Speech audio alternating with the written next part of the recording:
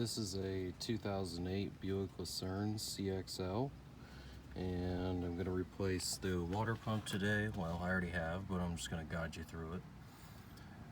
First off, there is, going to try to get the best angle here. 110, another 10 millimeter, another 10 millimeter, 13 millimeter, another 13 millimeter. Under here, it's hard to see. Let's see if I can drop the camera. There's another 10 right below.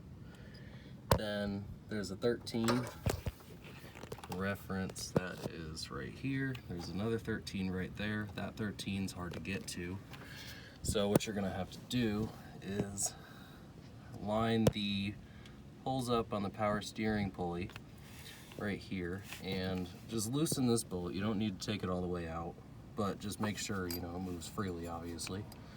And then there's a bolt directly below on the bottom. If you slide the big holes down, you'll be able to get to it. Those are also 13 millimeters.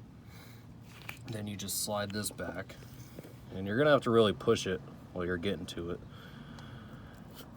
And the water pump is probably going to be pretty stuck on there. I get like a big screwdriver. It's really not going to hurt if you just lightly kind of wiggle in there and get it off. But the whole water pump comes off, pretty easy to get out. And then to get down in there, kind of doing reverse steps. To get down in there, you have to take the pulley off the water pump, which has 4 8 millimeter bolts that go in here. And before that, then you take off the engine shock mount, which kind of mounts like this. This one's shot, obviously. Those are both 18 millimeter. You're gonna need a deep well for the back or just a wrench. They're typically not terribly tight. And then this one just goes in the middle of that dog bone there. And then you're gonna take out the coolant reservoir, which is over there, but it's over here, which is a 10 millimeter right here. You're gonna need a deep well for that.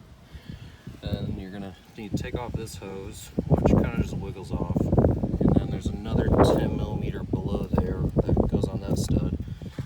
And then there's also a push pin clip that sits in here. You just pop that off. Coolant reservoir comes out. Then you get a lot of movement. And then gonna need a 15 millimeter on a breaker bar to move the tensioner, obviously. And while you're in here, you might as well check, see if there's any bearings. Look at your condition of your belt. Obviously this one's probably gonna need a new one. A lot of cracking. And then look for any other leaks. Like I got a leak there, which is an oil leak from the upper intake manifold gasket. And it's pretty self-explanatory to get it out, to be honest. Not a hard job.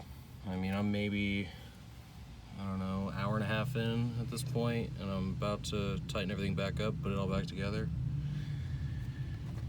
But that's pretty much it. And you just gotta take the beauty cover off and get to it all.